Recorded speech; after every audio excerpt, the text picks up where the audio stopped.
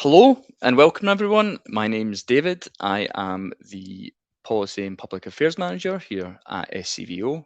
Thank you all for coming to our annual webinar on the Scottish Budget and the implications for the voluntary sector, our last of this parliamentary term. Can you believe it?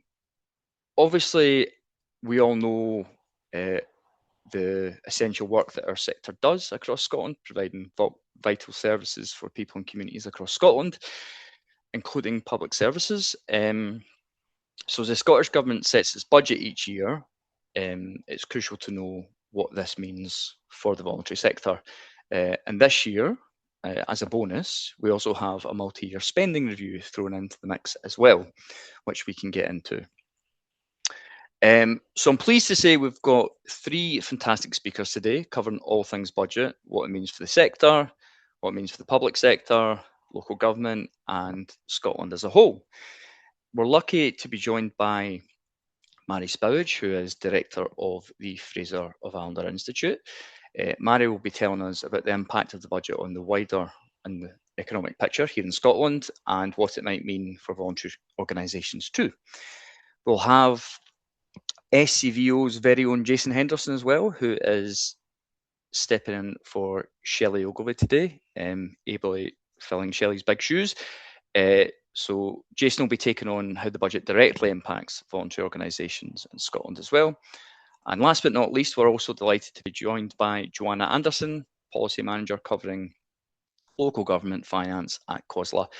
Joanna will be looking at how the budget impacts local government and how it might affect voluntary organisations in turn as well. After our speakers have each said their piece, they'll have about 10 to 15 minutes each. We'll have about 25 minutes or so for Q&A. So if you've got any questions, a couple of options. You can either put them in the chat as we go, and I can pick them up and put them to our presenters at the end. Or we can just bring you in, turn your mic off and just ask your question, just whatever you prefer. So without further ado, I'll hand over to our first speaker, Mairi Spowage. Thank you very much. And thanks for inviting me, which is now becoming our annual webinar on what the Scottish budget means for the economy as a whole, but obviously focusing on what we know it means or what we don't know yet, what it means for the voluntary sector in Scotland. Perhaps it was inevitable with a pre-election budget, but we said in some of our analysis of the budget on the day that it was a budget where the silences were the loudest. So the stuff that was referenced in the speech, very prominently around things like council tax bans for expensive properties, private jet taxis, even the extension of a top up to the child payment for families with children under one. None of them are for the coming budget year, and they're all fairly small in fiscal terms, in terms of the amount of money that either they're likely to raise or indeed cost. So it was very much a political pre-election speech that missed a lot of stuff out, which is not such good news, which is probably not surprising. There were some announcements on tax to uprate the lower bands of tax to by more than inflation, so by 7%. And this was partly so that the SNP government can maintain the line that more than half of people in Scotland will pay less tax than if they were in the rest of the UK. The maximum benefit of that is £40 now, but it still makes sure that statement is still true as they go into the election. So now they're saying it'll be forecast that next year 55% of taxpayers in Scotland will pay less tax than if they were in the rest of the UK. Of course, people further up the income distribution pay considerably more, which is why overall it's a revenue-raising policy, the Scottish income tax system. What was kind of underlying that, though, was that the tax forecast had been revised down significantly from previous versions of the forecasts, which was quite interesting and we weren't necessarily expecting. So there had to be some adjustments to the spending plans that the Scottish Government set out compared to what they set out in June in their medium-term financial strategy. Now, there was going to have to be adjustments to that anyway, because they set out that they had, as usual in the medium-term financial strategy, they say we want to do all of these things, and we only have this much funding, and there's a gap between those two. So they're always going to have to close that gap. But the gap was bigger than we were expecting because of poorer tax forecasts. The main area that they seemed to cut spending compared to the plans that they set out in June was around health, actually.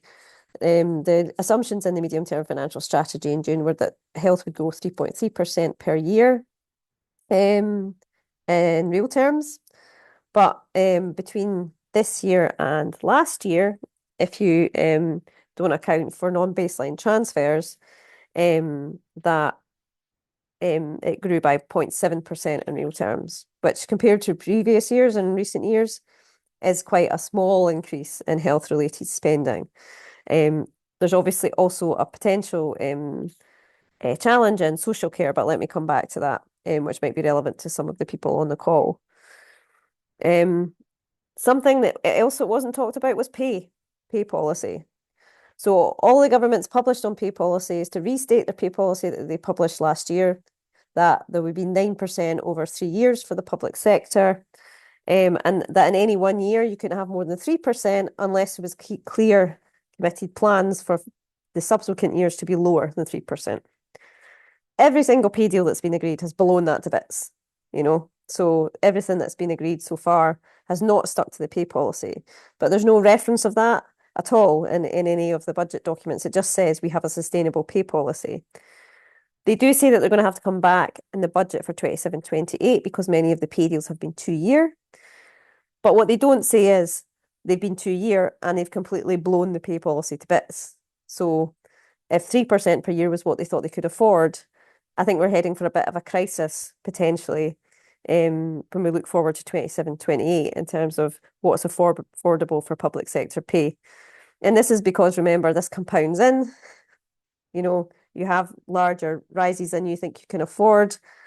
That's then compounded in, and you have a higher base that you then need to uprate the next year. So it's an expensive problem, and one that's likely to come to a crunch after the election. Thankfully for the government's point of view, I suppose, but it is going to become an issue next year. And I was surprised there wasn't any attempt to even talk about it as part of the budgetary documents, even if it wasn't in the speech. There've been quite a few issues with the transparency of what was published alongside the budget. Let's not get into the usual bun fight with local government, how much their budget's gone up or down. I'm sure Joanna will cover that adequately. But there was a number of things that were quite sleight of hand in the way that things were presented. So, for example, they said that in the speech that all of the money that was saved by no longer having to mitigate the 2-child limit would be spent on child poverty, like on new things on child poverty. One of which was topping up the child payment to £40 for those with children under 1, which will be around £7 million of the 120 odd million that they saved from not having to mitigate the 2-child limit. But a few days later, they published a news release which showed that one of the items which made up that 120 million was the statutory uprating of the child payment for everybody. So what's the implication there? If this policy hadn't been announced by the UK government, they weren't going to do that. It's statutory; they have to do it. So presenting this as additional spending on child poverty, we think, is pretty misleading. There are other issues around the way that they're presenting the budgetary information. The presentation to the more up-to-date baseline of the autumn budget revision, this is all getting quite technical, but that's welcome. But we push, as well as the Finance Committee, and I'm sure others, to just get the government to baseline all regular transfers so that it's much easier at budget time to see what's actually changed and what hasn't changed. The last 2 years have been a bit of a nonsense with them sort of doing it halfway, which makes it even harder to see what's going on. So we continue to call for these transfers to be baselined. Another issue with transparency was around pay for social care, which again, maybe Joanna will touch on, but there was, clear shortchanging of social care providers in terms of the money that the government was putting to uprate people's pay for social care. It's quite a complicated situation, but essentially it was another smoke and mirrors attempt by the government to not really be presenting the situation as it is. On the spending review, it's clear that, well, it is welcome that a spending review has been done. I'm sure the government would say the ideal time to present a spending review for the next 3 years is not the budget just before an election, but to a certain extent, that's been driven by the fact that the UK spending review wasn't published until June. They could have done it sooner, though, and perhaps presented it outside of the budgetary cycle, so that there could be more focus on the spending review itself.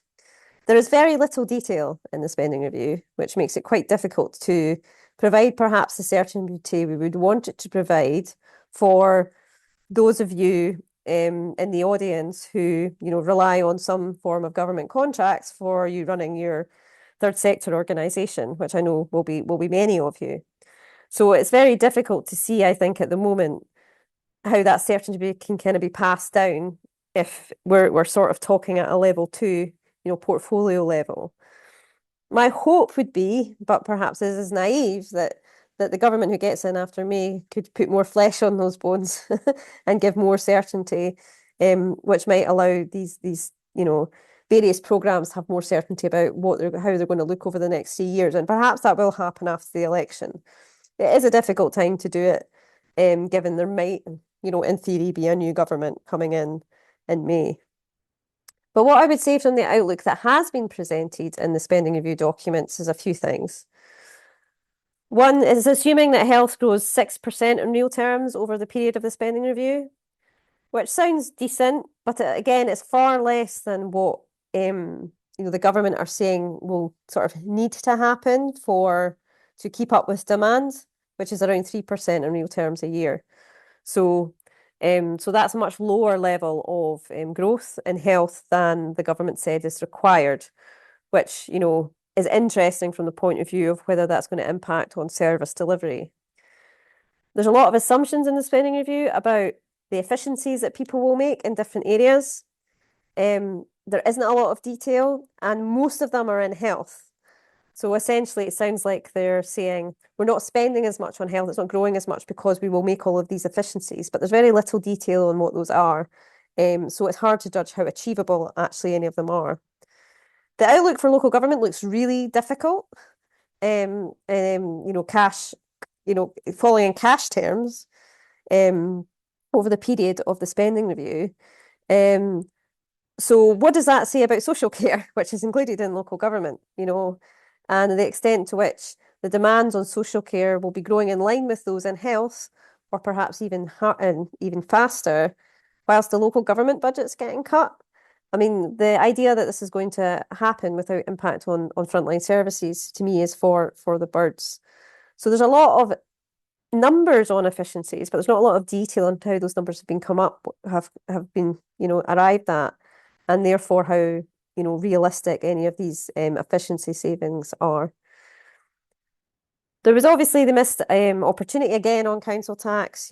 This idea of these higher bands, revaluation to get these, and what we really need to do is revalue the whole base. But that's a well-trodden argument that perhaps we can return to after the election when sort of sanity restores itself. I'll probably stop there, David. There were so many documents published. There's infrastructure development pipeline as well on the capital side. There's still so much to read. But those were the highlights for me, I think. Thanks very much, Mairi. That's all tremendously useful. I think a lot of what you're saying there in terms of the lack of transparency resonates for the voluntary sector as well, and obviously quite concerning to hear what's happening, particularly at local government level. Obviously, a large portion of voluntary sector income for delivery of services comes from local governments. So that's very concerning, and then the sort of gloomy picture going forward as well. But thank you so much for that overview and that analysis. I greatly appreciated. Before I pass over to Jason, it's just a wee reminder that if you have questions throughout, you can just stick them in the chat along with who you are, your organisation, and who the question is for as well, and I can pick it up at the end. You will also have the option to unmute and just ask your question at the end as well. So we'll now hear about the direct impact of the budget on voluntary organisations from SCVO's perspective, from SCVO's Jason Henderson. Over to you, Jason. Thanks, David. Good afternoon, everyone. As David says, I'm Jason Henderson, one of the Policy and Public Affairs Officers at SCVO, and hopefully I will be an able deputy for Sheghley, who unfortunately hasn't been able to make it today. Next slide. Oh, well, all slides, please, Eve. Yeah, so if we just go to the next slide straight away. So I'm going to start with a reminder that it's unlikely anyone here actually needs. Scotland's voluntary sector is under pressure. Costs are climbing, funding is falling, and demand for services continues to increase. As a result, in 2025, 81% of organisations reported finance-related challenges, an increase of 10% since spring 2023, and that's contributed to 11% of organisations stopping delivering one or more strands of work. Next slide, please, Eve. Scotland's voluntary sector is an employer, a partner, and a vital social and economic actor central to delivering on the Scottish Government's missions to end child poverty, grow the economy, tackle the climate emergency, and improve public services. And you can see some key information about the sector on the slide there. The Scottish Budget and Spending Review is therefore an opportunity for the Scottish Government to recognise and support our sector's contribution and address the pressures facing that sector. But before we discuss what this year's budget included, it's important to recognise one caveat, and it's kind of already been hinted at, and that is that it's difficult to truly understand the impact of the Scottish budget on the voluntary sector. As we all know, the voluntary sector is hugely diverse, and lots of organisations receive funding from many different Scottish Government departments. How funding flows to the sector from government departments is not broken down, and as a result, an overall picture of what the budget invests in the sector and if this investment increases or decreases year on year isn't really available. This picture is further complicated as while some voluntary organisations are funded through government, funding is also received from third parties such as independent funders or other public bodies, and of course local government, which I know we're going to hear a bit more about soon. So in that context, SCVO continues to call for action to be taken on funding transparency to enable us to better understand how funding flows to the sector and other sectors, and therefore be clearer on the impact that the budget actually has on our sector. Next slide, please, Eve. Sorry, Angela, I'll slow down.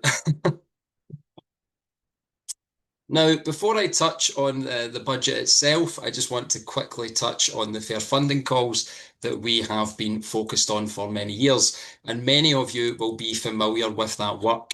In short, fair funding is a long-term, flexible, sustainable and accessible approach to funding, and you can see our fair funding asks in much more depth on the slide there, including that of multi-year funding. Now, for over a decade, the Scottish Government has recognised that adopting multi-year spending plans can support financial planning and sustainability within the voluntary sector. Multi-year funding is, however, just one element of fair funding. SCVO has stressed for many years that multi-year funding that does not incorporate the other fair funding elements, such as flexible unrestricted funding, timely payments, more accessible application processes, and inflation-based uplifts, will continue to undermine the sustainability of the voluntary sector. Since April 2023, the Scottish Government has committed to achieving what they term fairer funding by this year, which SCVO and colleagues across the sector welcomed at the time. But do note the difference there. Fairer funding, not fair funding. Beyond more multi-year funding and ensuring timely notification of funding, what else the Scottish Government's commitment to fairer funding includes is still unclear. Within our budget and broader policy work, we encourage the Scottish Government to make progress by aligning their fairer funding principles with SCVO's definition of fair funding, which was developed through significant research and engagement with Scotland's voluntary sector. Next slide, Eve. Now, in terms of the budget itself, one area that always attracts a lot of attention within it is the third sector budget line, partly because of that transparency caveat I mentioned earlier. The third sector infrastructure and development budget line is one of the few areas in the Scottish budget where it's possible to clearly see increases and decreases year on year, so it offers comparable figures. However, this budget line is just a small part of the Scottish Government's overall investment in the sector, funding SCVO and other voluntary sector infrastructure organisations and projects.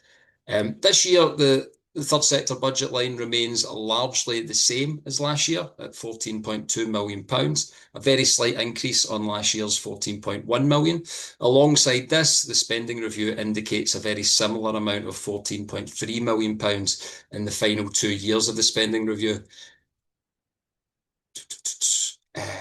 Sorry, I'm just catching up my notes there. This obviously shows us that the particular budget line is slightly up on last year, but beyond that, it doesn't give us a great deal more insight into the budget's wider impact on the voluntary sector as a whole, given this is specifically in terms of the government's funding of sector infrastructure bodies. It is, of course, still important to acknowledge the third sector budget line, while recognising that it is merely a drop in the ocean in terms of how the sector is funded. Next slide, please, Eve.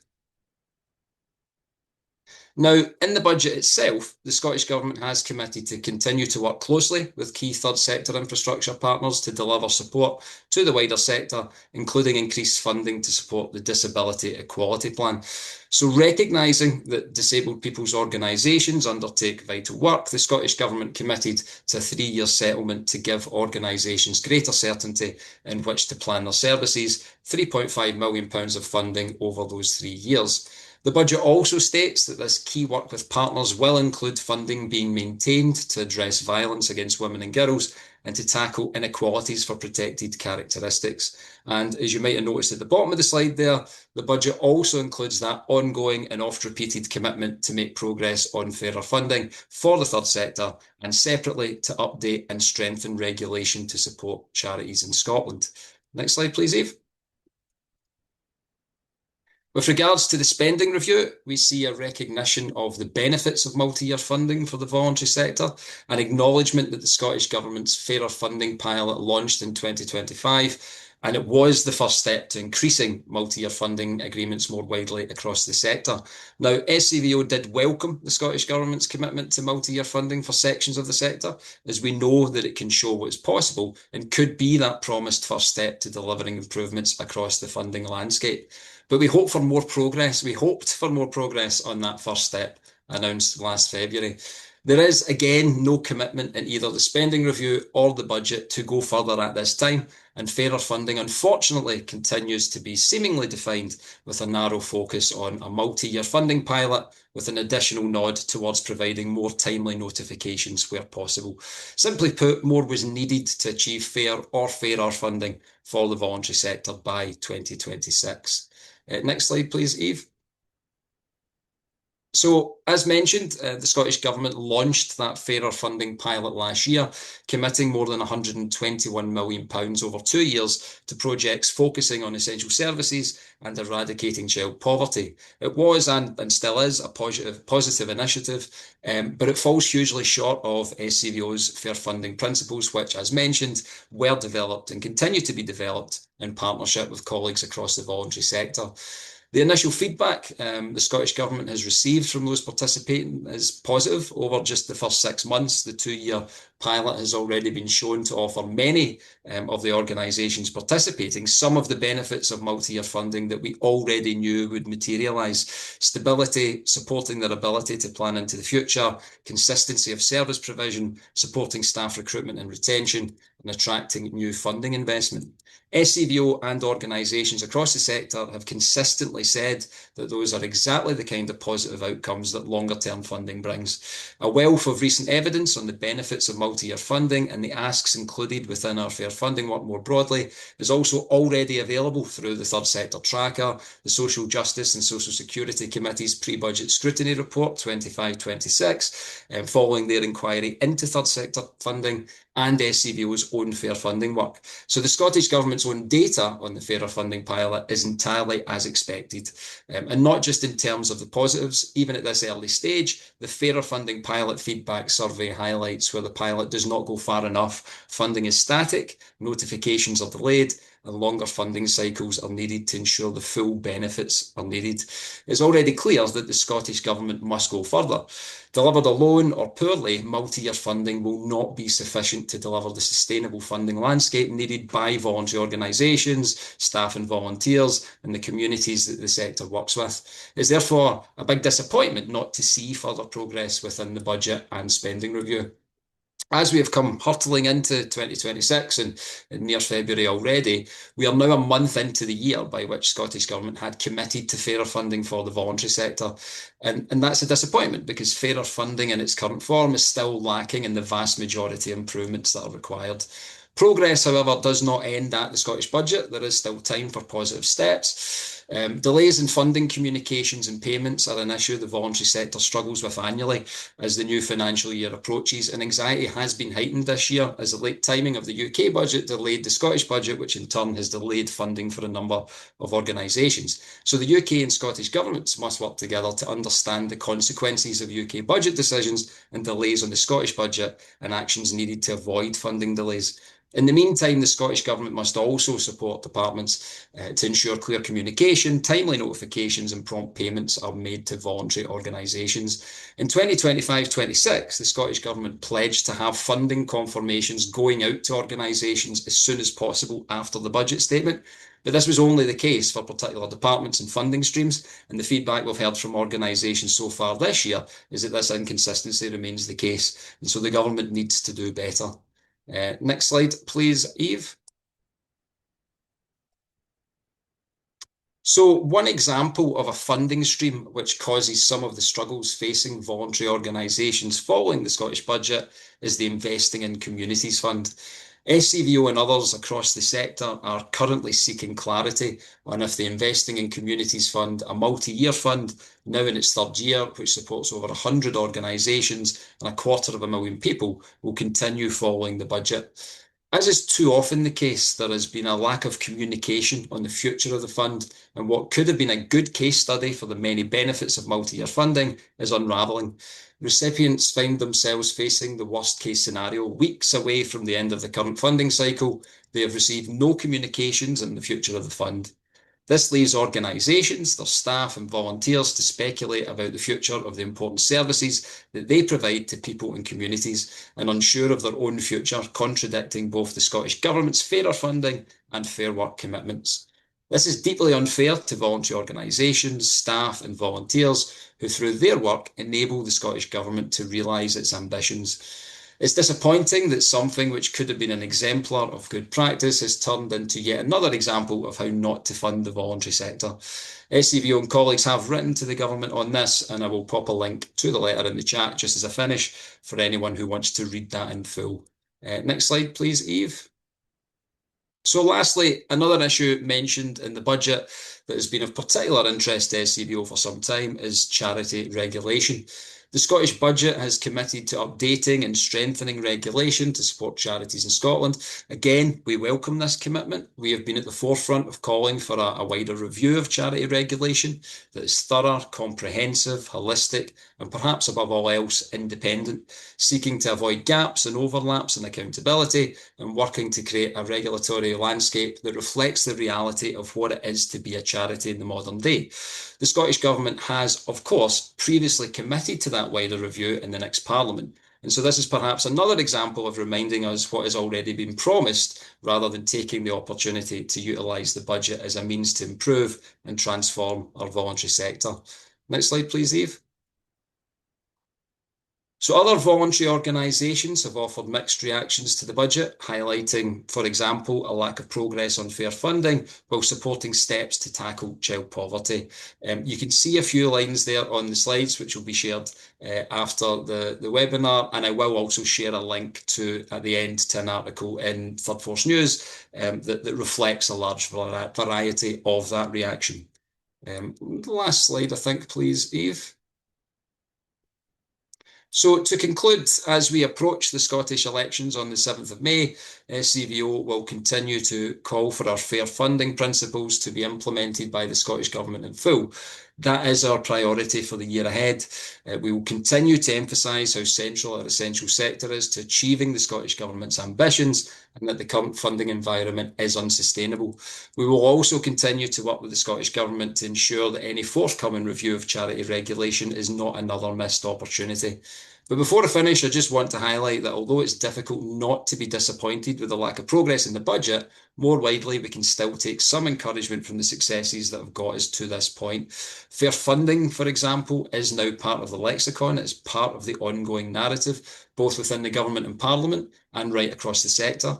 Although neither the Scottish budget or the spending review come close to outlining what the sector actually needs in terms of its funding landscape, the fact that fairer funding is consistently featured is still testament to the effectiveness with which organisations across the sector have influenced the government on the need for funding improvements, and there remains an acknowledgement that longer-term funding is important.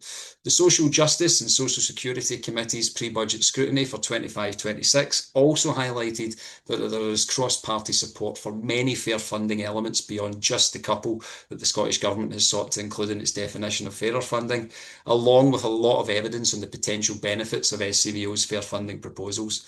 And in terms of that commitment to a wider review of charity regulation, that too remains an opportunity for we as a sector to do what we can to encourage the Scottish Government to undertake something that can really modernise the operating environments of voluntary organisations. We need to take those positives and those opportunities with us for the year ahead, both in the run-up to the elections in May and in the aftermath, as we find ourselves engaging with a Scottish Parliament which, no matter the governing party, will see quite extensive wholesale changes in personnel and potentially priorities.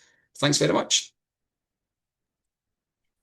Thanks very much, Jason, for that comprehensive overview into what's in the budget and crucially what's not in the budget.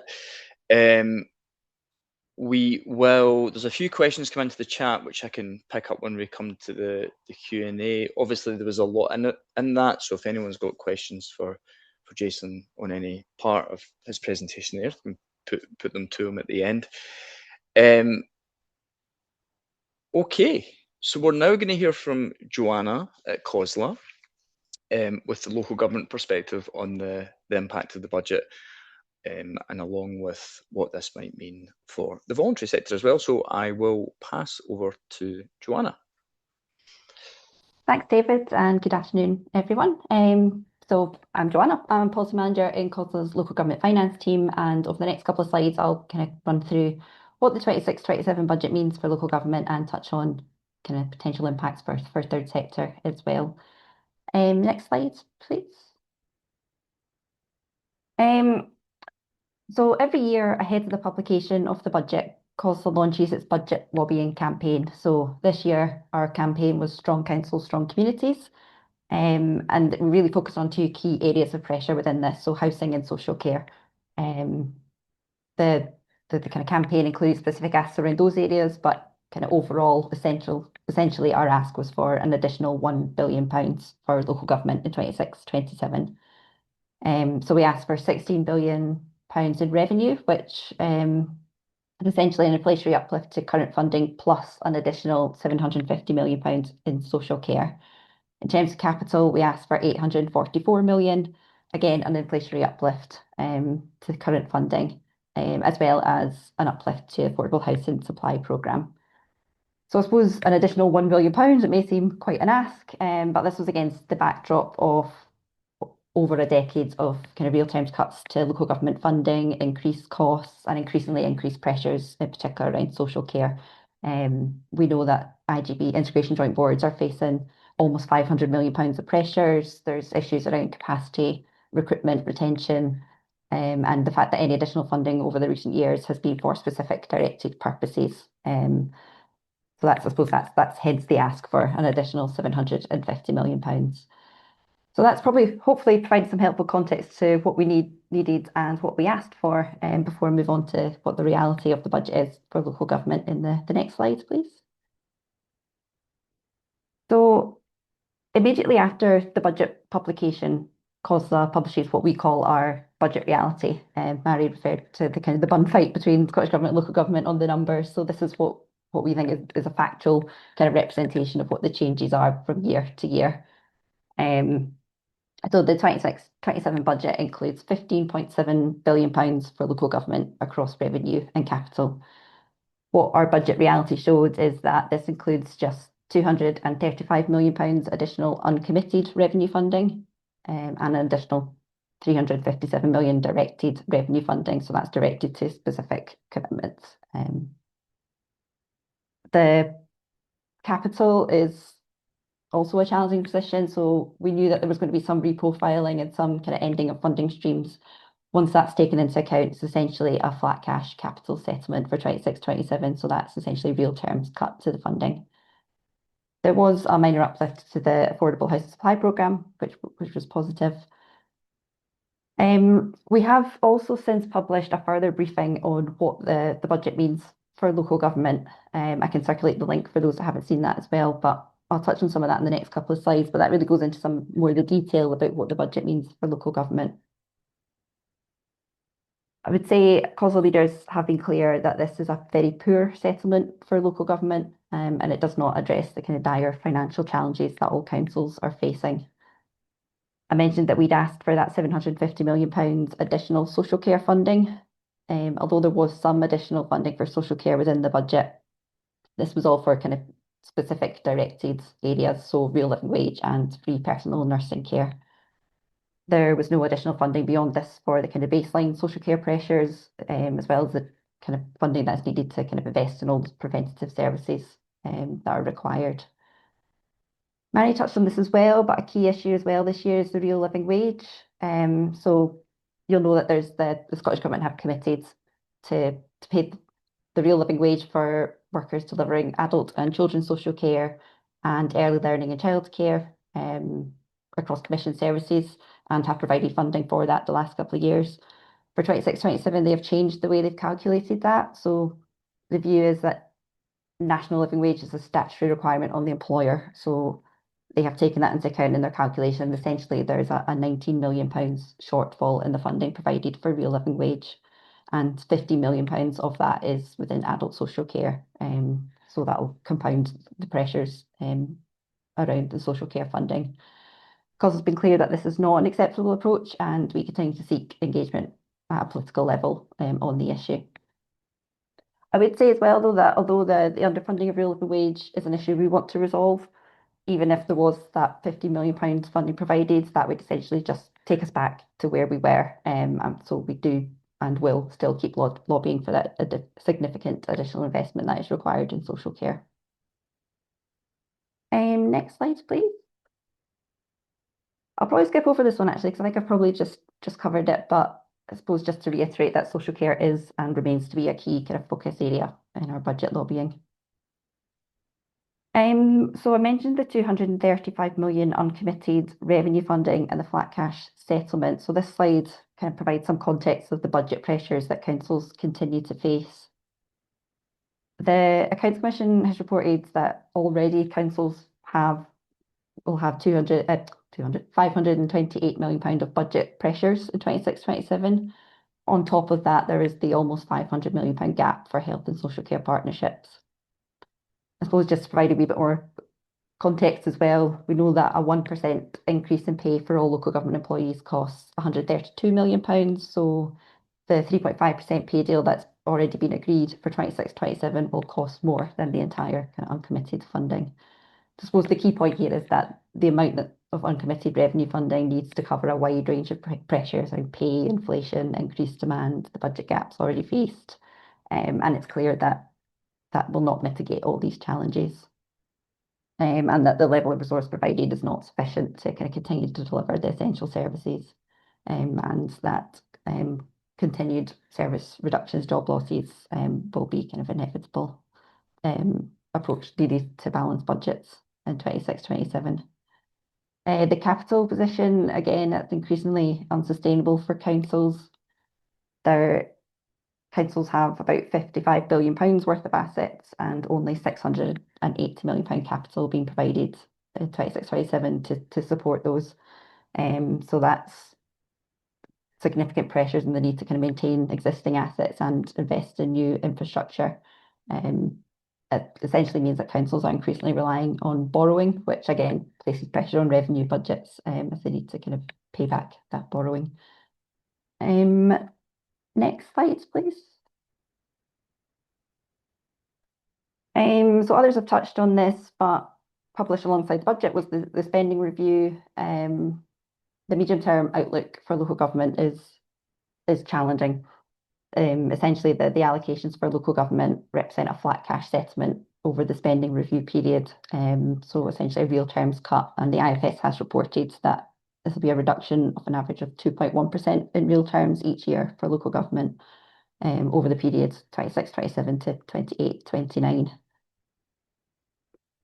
I suppose also important to note the proportion of the total revenue for local government as a share of the total budget is projected to fall. So 25-26, it's just over 26% of the budget goes to local government. By 28-29, this will fall to just under 25%. And I suppose the graph here is quite stark in terms of the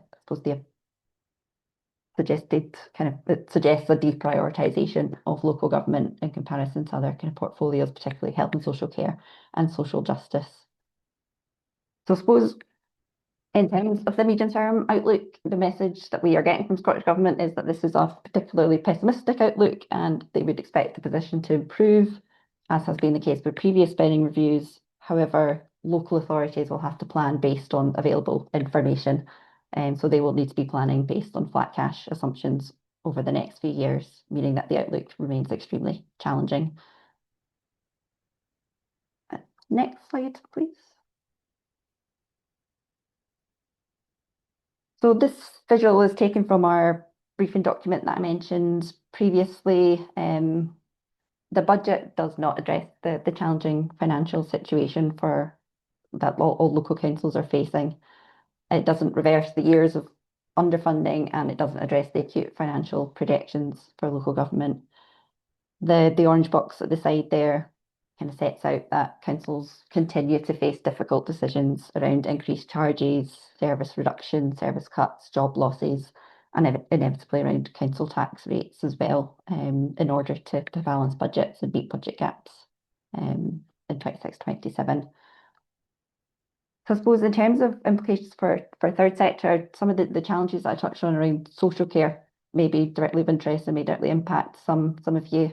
As a wider point, I suppose the funding available for local government impacts what's available to fund services locally. And as set out, the funding position is challenging, with local authorities facing difficult decisions. However, we know that obviously local government does value the third sector, and there's lots of strong local partnerships and strong local services, and that there will be local discussions ongoing as councils are setting their budgets, but will be against, I suppose, the challenging financial backdrop that I've set out. Multi-year certainty in terms of funding from councils to third sector has always been an issue due to the way that councils have been funded on an annual basis by Scottish Government. So we do now have multi-year settlements, which is positive that we have them, but as I've set out, is obviously going to be a kind of challenging position over the next few years around revenue budgets. Probably move on to the next slide, please. So I just wanted to set out some other announcements that might be of interest to the third sector. There's not much detail known about some of these yet, but there was £49 million increase to the Tackling Child Poverty Fund that was announced, and £50 million whole family support package. So as we understand it, the £49 million Tackling Child Poverty Fund remains unallocated at the moment for the whole family support. We know that 20 million of that has been allocated to third sector, 8 million for colleges, and 22 million remains unallocated. So we know that Scottish Government are intending to engage with partners, including COSLA, local government, third sector, in the coming weeks and months to discuss the unallocated amounts, and that final detail will be included in the new Tackling Child Poverty Delivery Plan in March 2026. Next slide, please. Yeah, so just briefly in terms of next step, as the budget bill passes through Parliament throughout February, we will continue to lobby for fair funding for local government. I suppose one one other thing to flag in terms of implication for local government, and others have touched on it, but the late dates of publication of the budget does cause significant issues for local government, given that local budgets need to be set from mid-February to mid-March. And given that the budget wasn't published until mid-January, that's a very compressed time period for councils to understand what the budget means for them and what that means for their local budgets. So that's been a challenge to manage as well. But yeah, we will continue lobbying over the coming weeks. We will develop a specific social care briefing, potentially one around housing as well. So you'll continue to hopefully see us popping up in the communication feeds. And our resources spokesperson will be meeting with the opposition parties as well as the bill goes through Parliament. I think the next slide is possibly just my contact details. Yeah, so I know we're going to move on to questions shortly, but if there's anything anyone wants to pick up afterwards, that's my contact details there. Thank you.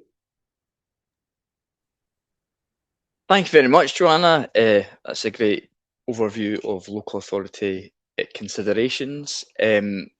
So, we're a minute ahead of time. Well done, presenters. So we've got about 25 minutes left for Q&A, which will give us a chance to put some of your questions to our panelists today. Couple of options. You can either stick your hand up and Eve will unmute you, or you can stick your question into the chat and I can just read it out and put it to our panel. So I'll have a wee look at our chat. I see a question has come in there.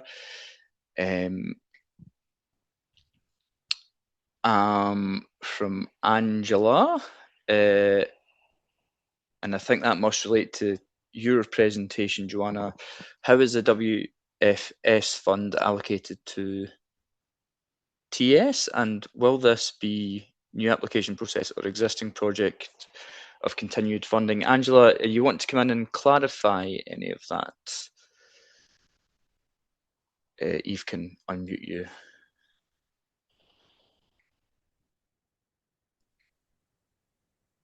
Hi, can you hear me okay? Yes. Hi, yeah, so just the Whole Family Support Fund, I know that that's a fund that's been ongoing for at least 2 or 3 years, I think it is now. So I was seeking clarity on, well, is that a continuation of the fund with the same priorities? Will that be open to new applications? Or how is that dispersed at the moment? I don't have sufficient oversight of that as it exists and whether it will change or not. So just looking for some clarity on that. Grand.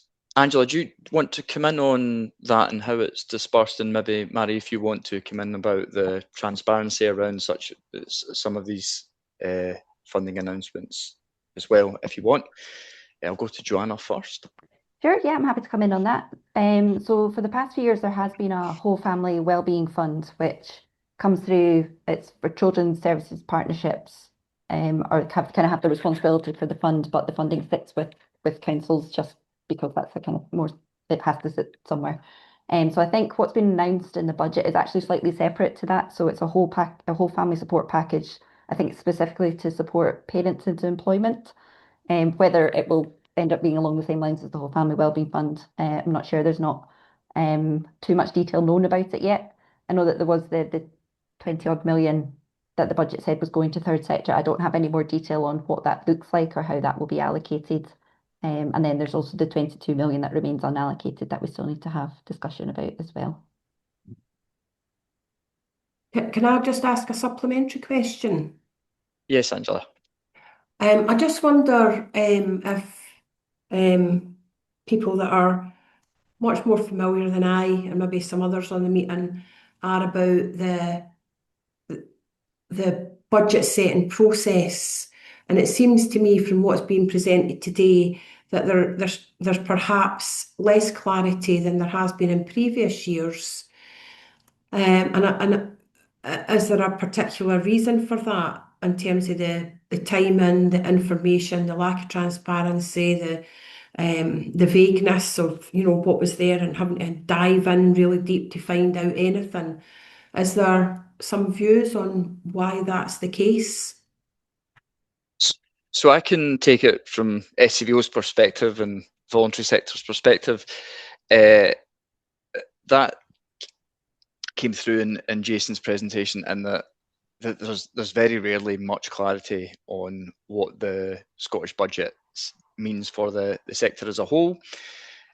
Obviously, there is the third sector line, which Jason talked about, but it doesn't really say much in terms of the money going out the door to the sector as a whole. I think in 2023, about £1 billion went out from the Scottish Government in terms of grants and contracts for voluntary organisations to do very important work, delivery of public services across Scotland.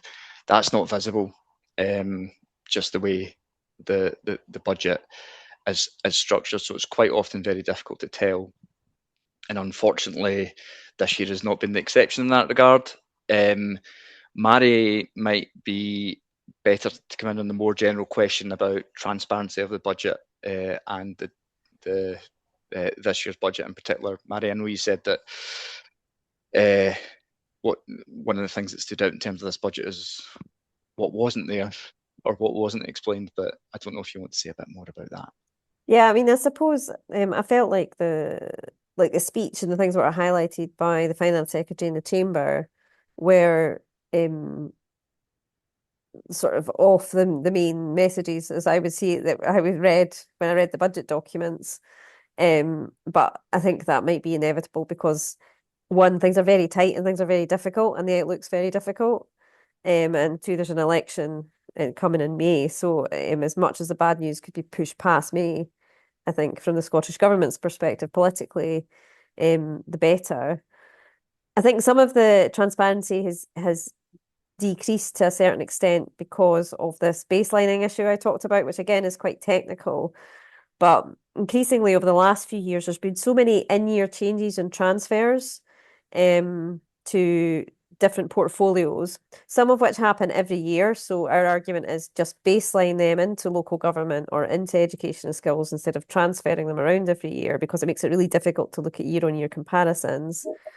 And three, just because in-year funding has changed a lot more in the last few years than it generally would have in the past. So, you know, the UK budget in October 24, obviously the chaos of the last few years where we've had emergency budget statements and things like that. So just the in-year movements have been so much more extensive that we need to do two things to make it much more transparent, so we can see how much has been spent on something this year that we're in compared to how much the government's planned to spend next year. Now, that doesn't sound like it's a lot to ask, but apparently it is. In previous years, the government would publish the comparison of what they plan to spend next year with what they plan to spend the previous year. Now, in years gone by, you know, that wasn't far off from what they ended up spending. But in the last few years, they've been very different from each other. And that's one of the reasons you get these fights with local government and with colleges, with, you know, because if there are in-year transfers into portfolios, then your outlook on how good the settlement is for next year is very different if you include that or you don't include it. And so, you know, all of us who comment on the budget, who give evidence at committee, everyone should be pushing for the government to baseline all the transfers and make it as simple as possible for us to say, what's our best estimate of what we're going to spend this year on X or Y, and what do you plan to spend next year? That is not too much to ask, and that's where we need to get to, so that we can really understand whether, you know, a particular level 4 line in the budget is going up or down, which at the moment is way too hard to actually deduce. And just to come in on that, Mairi, sorry, that's a great overview of trying to work out what's going on with the budget when there are changes in year. So you get the budget on the day, it's true for a day, and then things start moving. What that means for the voluntary sector, quite often voluntary organisations are at the sharp end of in-year spending reductions. So that can result in delays to grant funding, contract funding going out the door. It can result in just wholesale reductions or removal of funding unexpectedly. And that's been some of the difficulties that voluntary organisations have experienced over the past few years. That's what we've heard back from voluntary organisations, and that's the driver of that has been what Mairi's talked about. The last few years has been exceptionally difficult for emergency spending reviews in year. and quite often voluntary organisations have been at the sharp end of that. And part of our fair funding asks are to avoid exactly that. Mairi, did you want to come in there?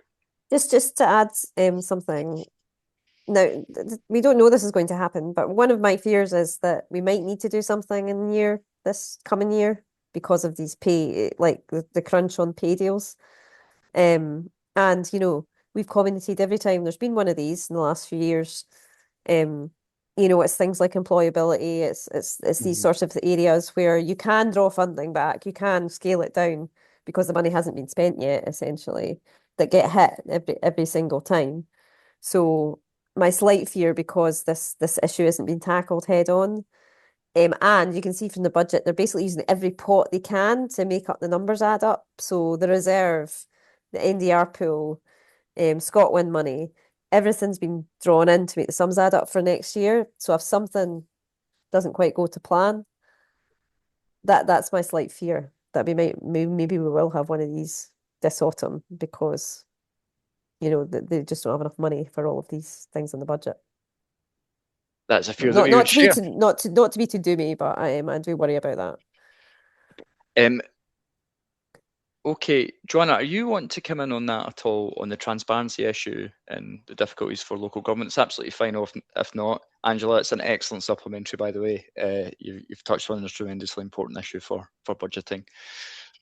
Nothing too much to add to what Mairi said. I suppose we would obviously agree that as much funding as possible, all funding to local government should be baselined. I suppose I would acknowledge that there has been an increasing amount, and more this year has been baseline, but there still remains a significant amount, and it's a frustration for us as well because it's every year it has to come through our governance process. We have to look at the funding, and we know it's been there year on year on year. So why is it not just baselined? I suppose in terms of transparency, there have been some improvements in recent years, maybe more at an officer level around what the budget means in practice, and there's been some agreement around what the uncommitted resource looks like. So it was, I suppose, disappointing about the Cabinet Secretary highlighting that there's been a 2% real terms increase in funding, which is something that we would not agree with. And yeah, totally agree with that. Yeah, in terms of how that was framed as well. So that's why we're clear with our budget reality. That is the reality. That is the fact, and that's what we publish on the night of the budget to make sure our position's out there. I suppose just I touched on it as well in terms of the transparency and the lateness of the budget, and that I know Angela mentioned about the kind of impact on budget setting. That's a challenge for councils because the position is still not 100% clear. There will be some changes to the settlement in the coming weeks just because I think some bits that still need to be agreed. So councils still don't have a clear position on what the funding is exactly. So they're having to work with what they've got in terms of setting their budgets, and it's a challenge. Thanks very much, Joanna.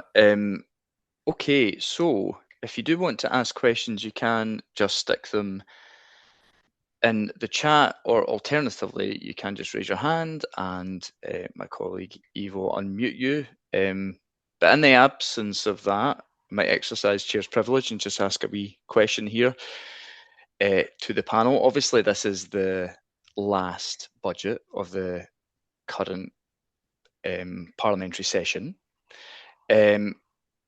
What are your reflections overall on the fiscal trends of this parliamentary term and what it's meant for the work that you do, the sectors you represent, and what are your hopes for the next parliamentary term as well? Jason, will I start with you? Sorry, my sound just dropped there. What was that? Can you very quickly summarise that? Yes. What are your reflections on basically the fiscal trends, facing the voluntary sector, and basically what this parliamentary terms look like for the sector in regards to fair funding, for example, and what would be your hopes for the next parliamentary term? Yeah, it's probably no great surprise based on the presentation and what SCVO's priorities have been for the last couple of years. But I think the makeup of the funding landscape continues to kind of be that big perennial issue. Again, as I said earlier, funding is dropping, demand is increasing, so there will always be, particularly when we're having conversations about the budget, there will always be questions around increased funding, and it's obviously incredibly important. Uplifts, for example, are incredibly important, but there's so much more that needs to be done in terms of the funding landscape as a whole, in terms of making it more flexible, accessible, longer term. So I think certainly, as I said at the start of the presentation, the sector is struggling, and I think that year on year, over the last, certainly over this Parliament, year on year, it has felt that things are getting worse. At the same time, the opportunities and the discussions within government and Parliament are increasing.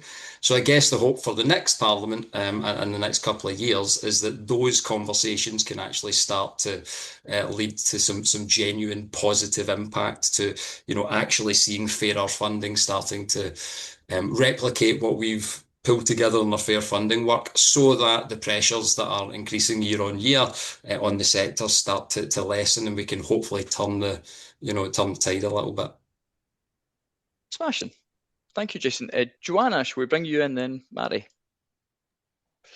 So your reflections on what the fiscal outlook has been this parliamentary term, the impact on local government, and what your hopes would be for the next parliamentary term. Yeah, so I suppose I mentioned in at least the last decade, there have been real terms decreases to local government funding, although in recent years there's been some more additional funding put in. It still does not get away from the fact that it's been real terms cuts over the period. I would say I won't reflect too much on the Verity House agreement, but we do have that, and there has been some progress in relation to that in terms of the unring fencing of funding and the kind of local by default kind of position that's set out within that. But there's a lot more that can be done around sufficient, flexible, and fair funding for local government, and a lot more around kind of local empowerment and really kind of empowering local government to kind of raise revenue and spend funding in a way that needs to be spent locally. So yeah, going forward, we'd hope for that kind of fair, flexible funding and more kind of local government empowerment.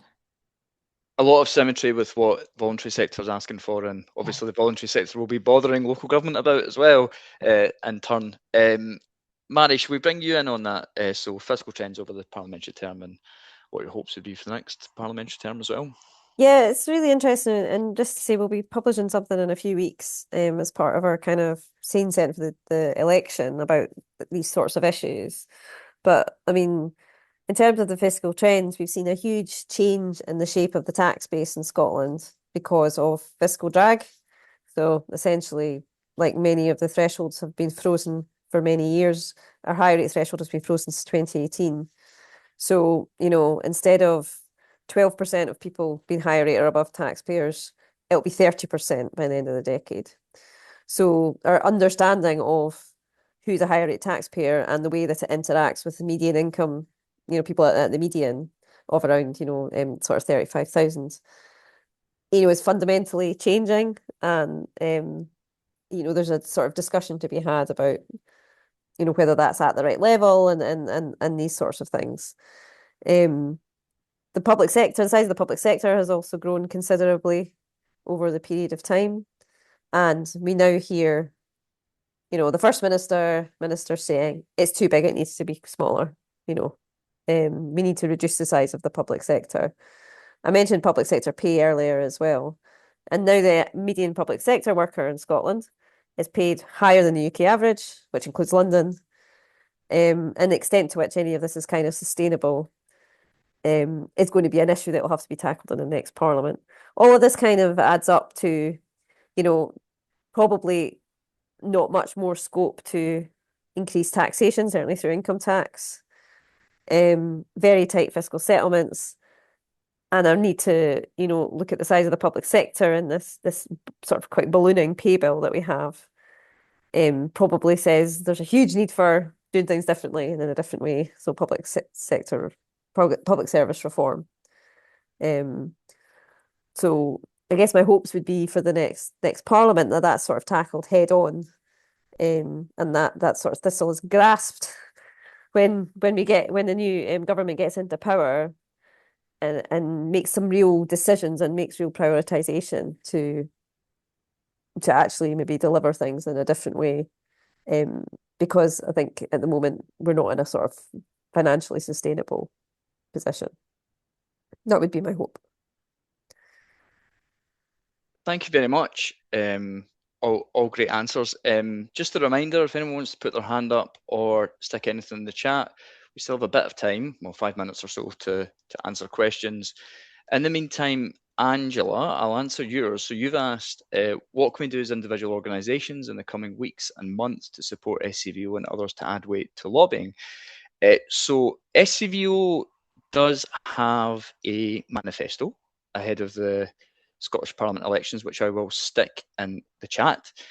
There are a number of asks which are very relevant to some of the stuff that we've been talking about today. So fair funding is a big one. That is the issue that keeps coming up from the sector. It's the issue that keeps showing up in the research that we do. Obviously, public sector commissioning as well, making sure that treats voluntary organisations fairly, because voluntary organisations are incredibly important at delivering contracts to deliver public services across Scotland, but sometimes they're overlooked and sort of excluded from the commissioning procurement process. And also a key thing and a big thing that our research and the development of our asks, something that kept coming up was creating a genuine partnership between the public sector and the voluntary sector. So different parts of the UK have different models. So you may have heard of this thing being developed by the UK government called the Covenant, which is a sort of reset of the relationship between voluntary organisations and the UK government. In Northern Ireland, the Northern Irish executive there has refreshed their relationship with the sector, their infrastructure arrangements, which are sort of making a bit of progress on that. And in Wales, they have the Third Sector Scheme, which is a formal partnership between the voluntary sector and the Welsh Government, which is set in statute. Why does this matter? Because it kind of sets the rules for engagement between the voluntary sector and the government, the public sector as well. Something that we're asking for is we want to see, we don't currently have anything hard and fast here in Scotland, so we want to make real progress on that and create a genuine partnership between the sector and the Scottish Government, one that is set in statute as well. So I've bored you all with my pitch for our manifesto, but please do lobby your local representatives. You'll have lots of politicians coming around making all sorts of promises. Lobby them and make some of those promises things that we would like to see for the sector to try and improve our lot. If no one else has any questions, that feels like as good a place as any to draw things to a close, unless any of our presenters here today have anything further that they want to add. Please just come off mute if you do. If not, that's fine. Okay, well, without further ado, and I'll give you 4 minutes back, I'll draw this session to a close. Thank you so much for everyone for coming along. Thank you so much for your questions. If you do have anything further for us at SCVO, it's policy@scvo.scot if you want to contact us. This session will be going up on YouTube, as I said, in the next few days. And last but not least, please do show your appreciation for our presenters in the chat. We are so grateful for you coming along and sharing your wisdom, your expertise, and onwards to the next parliamentary term. Thank you.